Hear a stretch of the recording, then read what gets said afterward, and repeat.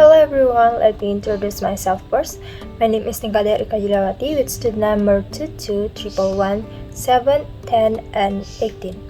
I am from B class Denpasar, and in this video I'd like to explain to you about the intonation in English. First, I will explain about the definition of intonation. So, intonation is a combination the change of pitch of our voice stress and the rhythm, and all put together to produce a meaning. Or we can say, intonation is the melody of speech, and it describes how the voice raises and falls when we speak. Next is pattern intonation. The pattern intonation has three parts, and there are: the first is falling intonation, the second is raising intonation, and the third is fall rise intonation. Now, I am going to give you an example by humming.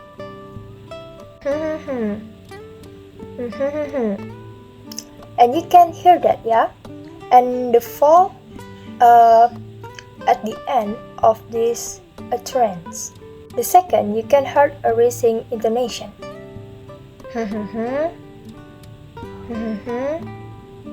And the last is fall rise intonation.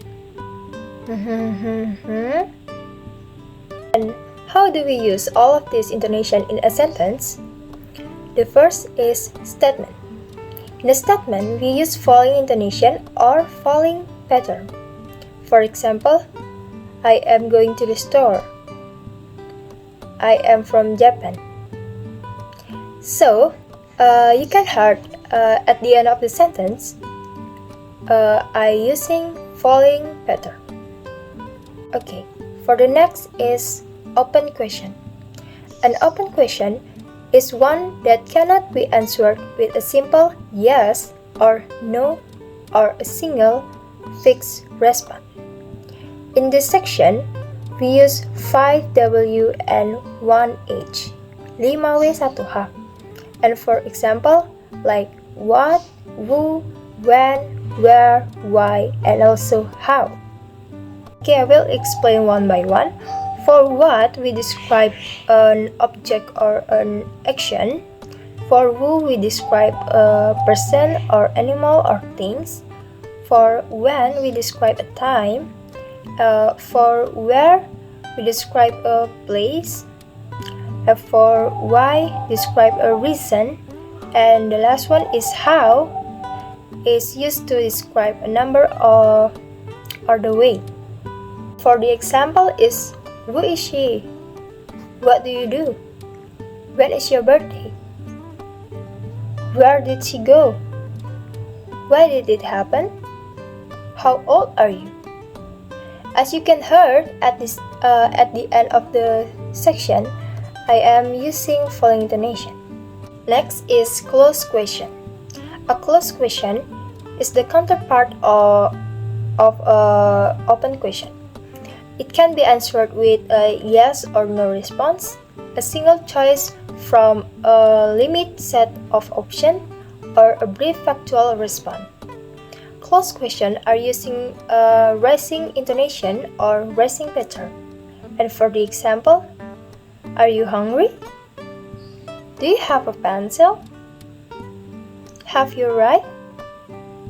As you can hear, my voice in the end of the sentence is using rising pattern or rising intonation. Next is question tag or a tag question. A tag question is a short question added to the end of a sentence that seeks confirmation of agreement from the listener, and it is formed by using an auxiliary verb and a subject pronoun, and it is usually in the opposite form of the statement. A tag question are commonly used in the spoken language to check the information or to confirm what has been said. And for the example, it's a beautiful day, isn't it? You don't like tea, do you? You from Bali, aren't you? And we use rising pattern when the question is unsure and need a validation or a confirmation.